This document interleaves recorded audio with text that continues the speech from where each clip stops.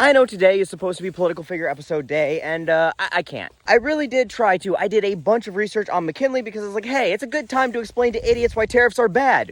Again. But in addition to just existing in, the state of the world that is 2025 and the existential crisis that has become our new norm, making me far too exhausted to come up with creative and entertaining ways to tell you about William fucking McKinley, but also because we are now suddenly in the bat-shittingly insane timeline where global economic collapse, thanks to Marmalade and Madoff's crack economic policies, seem like a minor fucking issue compared to the actual Nazi shit that is happening in our country. I am genuinely sick to my stomach about it. Of course, we all knew that putting innocent people in chains and shipping them off to concentration camps is what these fascist fucks have wanted to do the whole time. But I still naively had enough faith in my country to think that we wouldn't actually allow it to get that far. I don't know why, because logically I knew there were no brakes on this train. I said that repeatedly. I know how the courts and Congress work better than most, and I knew that their makeup after the 2024 election left absolutely no one in place to put checks and balances on this regime. So that's on me for expecting anything better than the absolute worst from this fucking segregated clown car with nukes. But that doesn't make it any easier to find hope or humor in the irony that the country that calls itself the land of the free and the home of the brave is putting innocent people in chains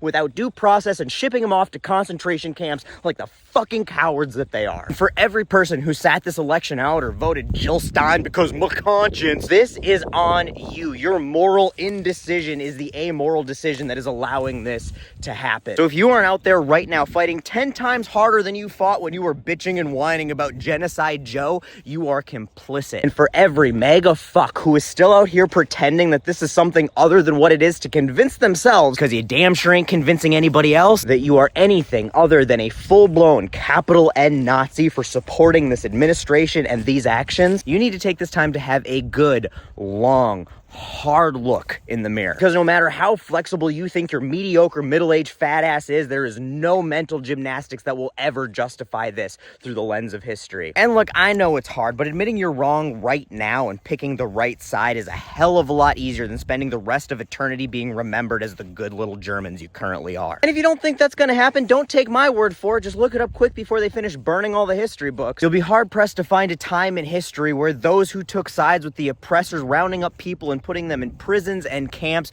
are remembered fondly. And while maybe the last time a few Nazis were lucky enough to have their pre-1940 history swept under the rug, keep in mind that none of you dumb motherfuckers are smart enough to be saved for some other country's space program. For everybody else who keeps reaching out to me and asking, what can we do? What should we do? Who's venting and voicing your fears and your frustrations and your pain, know that I hear you and know that I'm in the same boat and I don't have any good answers. But for right now, keep calling and writing your reps. I know it feels useless, but I promise you it's not. If nothing else, it'll show in the annals of history that we were not silent as our democracy was dying underneath the knee of an authoritarian regime. Go to every march and protest you can. You still have your First Amendment right. Exercise it while you do. And even when that feels useless, remember, it shows our ability to organize and it helps you build community. Make sure you still vote in every election you can while you're still allowed to do so. Get ready to make sacrifices because no matter what happens, we are all going to be forced to make them. So make sure you make ones that matter. Remember that sometimes putting yourself in a position to spend a night in jail and fight a misdemeanor in court is a small price to pay to make sure that some kid isn't put in shackles and shipped off to some place where he'll never be seen again. And I am not ready to use my platform to advocate for violent resistance or revolution, but I am ready to tell you that you need to get ready for that potential scenario because it may come whether you believe in it